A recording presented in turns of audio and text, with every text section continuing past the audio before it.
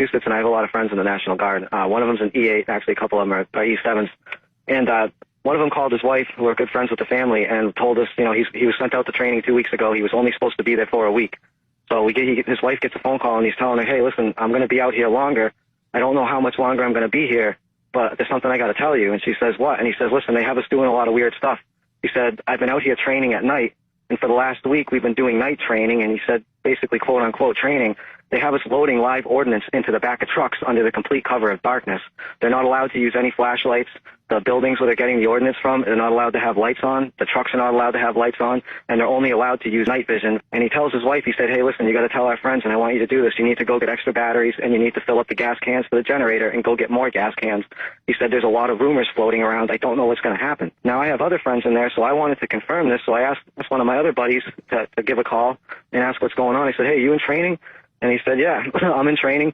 I'm in New York. He said, I'm only supposed to be here for 2 weeks, and now they're telling us that they don't know how long we're going to be here. And I asked him, I said, are you training at night with live ordnance? And there was about an hour pause before a message came back.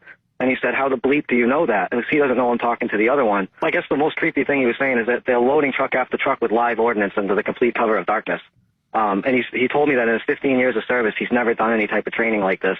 And they've never sent them to New York to do this. Usually when the Massachusetts National Guard does their training, they go down to the Bourne base, which is on the Cape, or they go to Fort Devens. So they're over in New York doing this. Now, I don't know if you covered this, but the same week that they're there training, New York television released a public service announcement. It was a video, and it freaked a bunch of people out to the point where the governor had to respond to it, telling people what to do in the event of a nuclear explosion.